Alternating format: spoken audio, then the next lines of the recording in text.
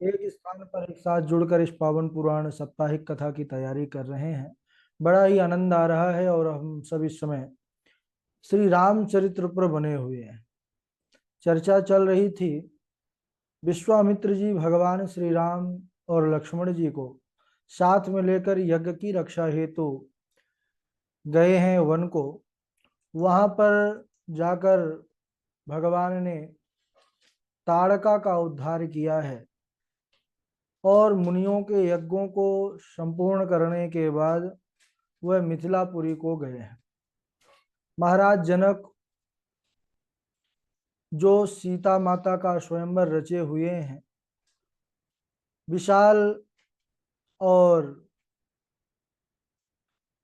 यज्ञ में बड़े बड़े दूर दराज से राजा और राजकुमार पहुंचे हुए थे। श्री रामचंद्र और लक्ष्मण भैया विश्वामित्र जी के साथ गए।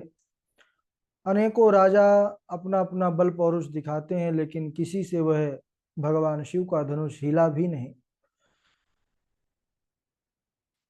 जनक जी उस समय दुखी हो जाते हैं और दुखी होकर के उनके मुख से ऐसा निकला कि आज मैं जान गया, यह जो पृथ्वी है वीरों से खाली हो चुकी है। उस समय भैया लक्ष्मण क्रोध से भर उठे और प्रभु चरणों में प्रणाम करते हुए उन्होंने कहा कि हे भैया, अगर आपकी आज्ञा हो तो मैं संपूर्ण ब्रह्मांड को गेंद के समान उठा लूं और कच्चे घड़े के समान ऐसे पटक कर फोड़ूं कि इसके कई टुकड़े हो जाएं। सुमेरु पर्वत को भी मैं मूली के समान उखाड़ लूं तो फिर यह पुराना जीर्ण धनुष किस श्रेणी में आता है। इस प्रकार लक्ष्मण जी ने जब क्रोध में भर करके कहा, क्योंकि उन्होंने कहा कि हे जनक जी, जहां पर रघुवंशियों में कोई एक भी बैठा हो तो वहां पर इस प्रकार बोलने का सामर्थ्य किसी में नहीं होता, और आप तो यहाँ पर रघुकुल मणि श्री रामचंद्र स्वयं जहां पर बैठे हो वहां पर ऐसा वचन आपने कह दिया। प्रभु चरणों में प्रणाम किए, बोले प्रभु भैया, यह मैं अपने बल से नहीं कह रहा, यह तो आपकी कृपा और आपके प्रभाव से, आशीर्वाद से मैं कह रहा हूं। फिर गुरु आज्ञा से विश्वामित्र जी ने जब इशारा किया, अनुमति दिया, तो श्री रामचंद्र भगवान उठते हैं और धनुष की ओर बढ़ने लगते हैं। माता सीता जी की व्याकुलता उस समय बहुत बढ़ गई। विचार करने लगी कि ये तो बड़े सुकुमार है, इनका यह कोमल शरीर, यह धनुष जो बड़े बड़े योद्धा वीर इसको हिला नहीं पाए, ये इनसे कैसे उठेगा। वह मन ही मन गणपति को मनाने लगती हैं। श्री रामचंद्र भगवान विचार करते हैं कि काबर साजब कृषि सुखाने, समय चूक पुनि का पछिताने। खेती सूख जाने पर वर्षा से क्या लाभ, और समय बीत जाने पर फिर पछताने से क्या लाभ। मन ही मन गुरुदेव को प्रणाम किया है भगवान श्री रामचंद्र जी ने, और एक ही क्षण में धनुष उठाकर तोड़ दिया है। भग्न हो गया धनुष। त्रिभुवन में धनुष टूटने का स्वर गूंज गया। सभी जय जयकार करने लगे। माता जानकी ने जो हाथ में वरमाला ली हुई थी वे प्रभु श्री राम जी के गले पर डाल देती हैं।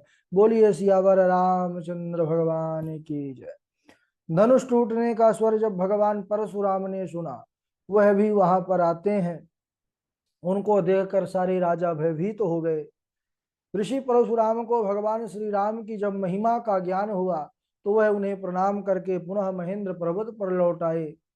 महाराज जनक ने अयोध्या पर निमंत्रण भेजा है, तो फिर महाराज दशरथ बारात लेकर जनकपुर आए। जनकपुर में बड़ा भारी स्वागत हुआ अयोध्या वासियों का, और वहां पर श्री रामचंद्र जी के विवाह के साथ ही उनके तीनों भाई और जो उनसे छोटे हैं उनका भी विवाह हो गया। कुशध्वज की बड़ी पुत्री मांडवी का विवाह भरत जी के साथ, जानकी जी की छोटी बहन उर्मिला का विवाह भैया लक्ष्मण के साथ, श्रुतकीर्ति का विवाह शत्रुघ्न के साथ हुआ।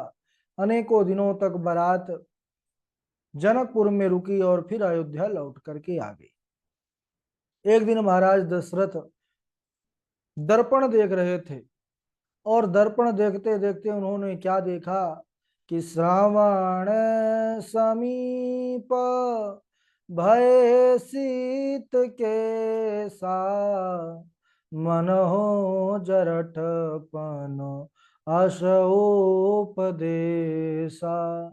श्रवण समीप भये शीत केशा, कान के समीप उन्होंने सफेद बालों को देखा, समझ गए कि अब बुढ़ापा आ गया है। ऋषि वशिष्ठ के पास गए और भगवान श्री रामचंद्र जी के राज्याभिषेक की तैयारी करने लगे। उन्होंने कहा, गुरुदेव, अब मैं चाहता हूं कि राज्य पाठ का जो दायित्व है यह अपने बड़े पुत्र राम के ऊपर छोड़ दो और मैं भजन करूं। अब इधर जैसे ही यह बात पूरे अयोध्या में फैल गई कि कल प्रातः श्री रामचंद्र भगवान राजा बनेंगे, उसी समय जो मंथरा थी वह कैकेयी के पास जाकर के उसको ऐसा पढ़ाया पढ़ाया कि कैकेयी महाराज दशरथ के पास जाकर अपने दो वरदान मांगने लगी। पहले वरदान में उसने मांगा कि राम जी के स्थान पर भरत जी का राज्याभिषेक हो मेरे पुत्र का, और दूसरा वरदान यह मांगती हूँ कि राम को 14 वर्ष का वनवास मिले। पिता की प्रतिज्ञा को सत्य करने के लिए भगवान श्री राम वन में चले जाते हैं, उनके साथ मैया जानकी और भैया लक्ष्मण भी उनकी सेवा में चले जाते हैं। चित्रकूट में भगवान निवास करते हैं और इधर राम जी के वन जाते ही महाराज दशरथ के प्राण भी उनके साथ चले गए। भरत ने पिता की अंत्येष्टि क्रिया किया। भगवान श्री राम को मनाने के लिए वह चित्रकूट को जाते हैं, लेकिन वहां से भगवान की चरण पादुका लेकर अयोध्या में स्थापित कर स्वयं नंदी ग्राम में रहने लगे। भगवान श्री राम 12 वर्षों तक चित्रकूट में, लगभग 12 वर्ष, 11 वर्ष कुछ महीने चित्रकूट में निवास किया और फिर वहां से आगे की यात्रा करते हैं। एक स्थान पर उन्होंने ऋषियों के हड्डियों का एक समूह देखा, पहाड़ जैसे। तब उन्होंने भुज उठाए प्रण कीन, हाथों को उठा करके प्रतिज्ञा किया कि मैं इस धरा को, इस पृथ्वी को राक्षसों से विहीन कर दूंगा। पंचवटी में जब प्रभु ने निवास किया उस समय शूर्पणखा आती है और भगवान से विवाह करने का हठ करती है। भगवान ने लक्ष्मण जी के पास भेजा, श्री रामचंद्र जी ने, तो लक्ष्मण जी ने उसके नाक कान काट दिए। जब रावण सीता को इधर वह रावण के पास जाती है, बताती है बढ़ा चढ़ा करके, तो रावण आता है और माँ जानकी का हरण करके ले जाता है, छल पूर्वक हरण करके ले जाता है। तो उस समय भगवान श्री राम जी सुग्रीव से मित्रता करते हैं, समुद्र में पुल बांधते हैं और लंका में पहुंच करके राक्षसों का संहार कर रावण का वध कर अयोध्या में आकर के पुनः राम राज्य की स्थापना करते हैं। तो यह है भागवत कथा, इसमें कृष्ण चरित्र है, इसलिए राम जी का विशेष विस्तृत वर्णन और विस्तृत चरित्र नहीं है, लेकिन राम कृष्ण दो एक हैं, अंतर नहीं निमेश। बोलिए राजा रामचंद्र भगवान की जय। सुखदेव भगवान आगे की कथा का वर्णन करते हुए कहते हैं, अथातः श्रूयतां राजन् वंशः सोमस्य पावनः, यस्मिन्नैलादयो भूपा कीर्तन्ते पुण्य कीर्तयः। श्री सुखदेव जी कहते हैं कि हे परीक्षित, अब मैं तुम्हें परम पवित्र चंद्रवंश का वर्णन सुनाता हूँ, जिसमें पुरुरवा आदि अनेकों तपस्वी यशस्वी राजा हुए हैं।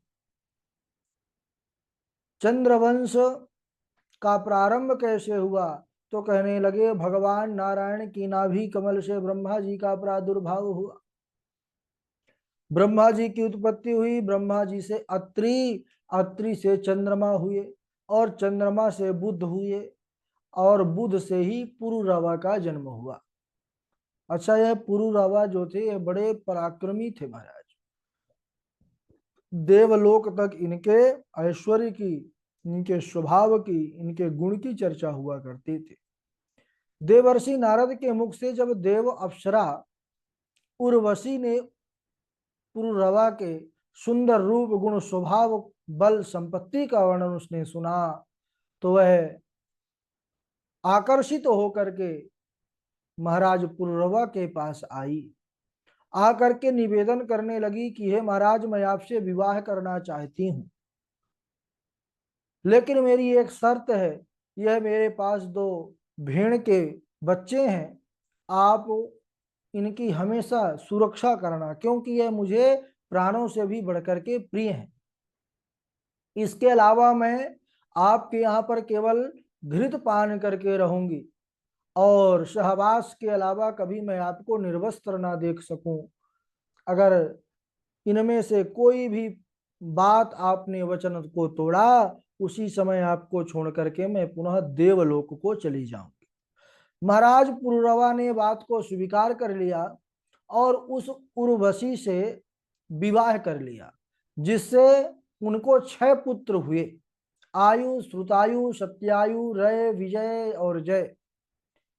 अब इधर उर्वशी पृथ्वी लोक में आकर महाराज पुरुरवा के साथ विवाह जब कर लिया, उधर देवलोक में इंद्र को सूना लगने लगा, क्योंकि भाई उर्वशी वहां की शोभा है, स्वर्ग की अप्सरा है। वह उर्वशी कहाँ है, पता चला कि वह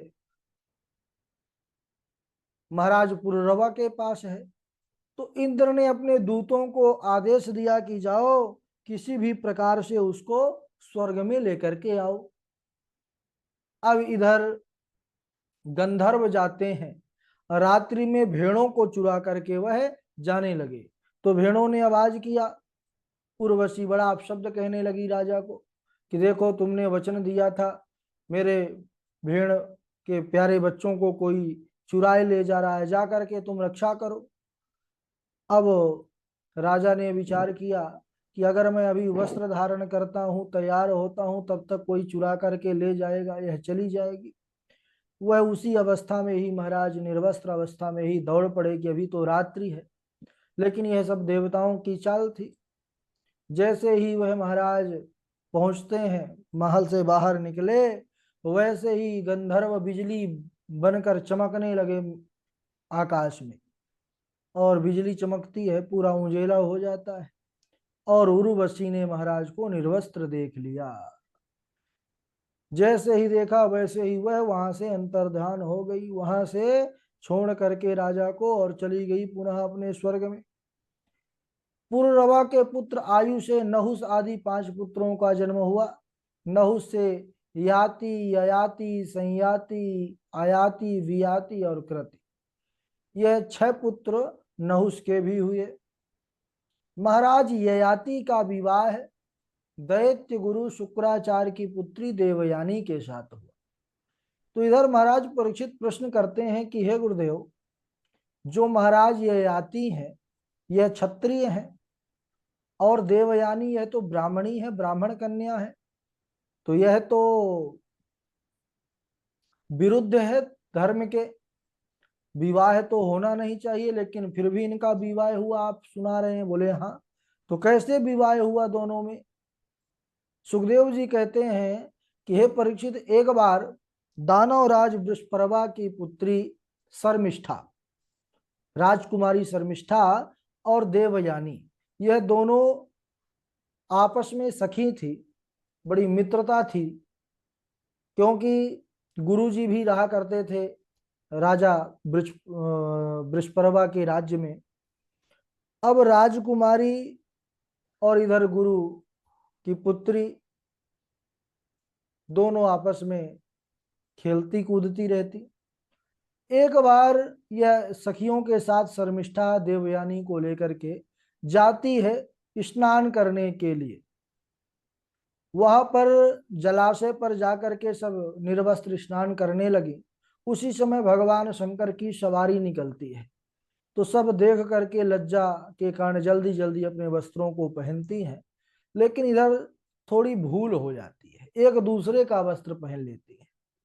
देवयानी ने शर्मिष्ठा का वस्त्र पहन लिया और शर्मिष्ठा ने देवयानी का।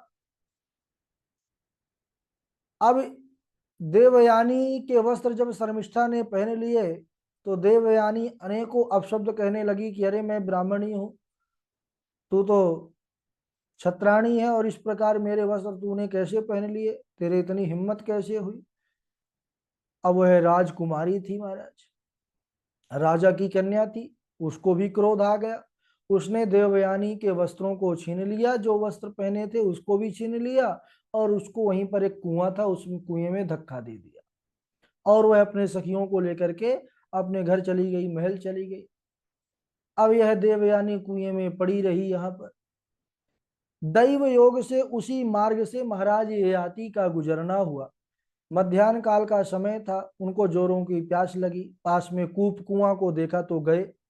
वहां पर उन्होंने जब झांका जल लेने के लिए तो पहले से ही वहां पर देवयानी वे उस कुएं के अंदर गिरी पड़ी थी। उन्होंने मदद की गुहार की कि आप हमारी रक्षा कीजिए, हमको बाहर निकालिए। तब महाराज ययाति उनको अपना हाथ का सहारा दे करके बाहर निकाले हैं, अपना उत्तरी वस्त्र दिया है, उनकी लज्जा की रक्षा किया है। तो देवयानी ने कहा कि हे महाराज, आपने मेरा हाथ अब पकड़ लिया है, अब इस हाथ को कोई और ना पकड़ने पावे।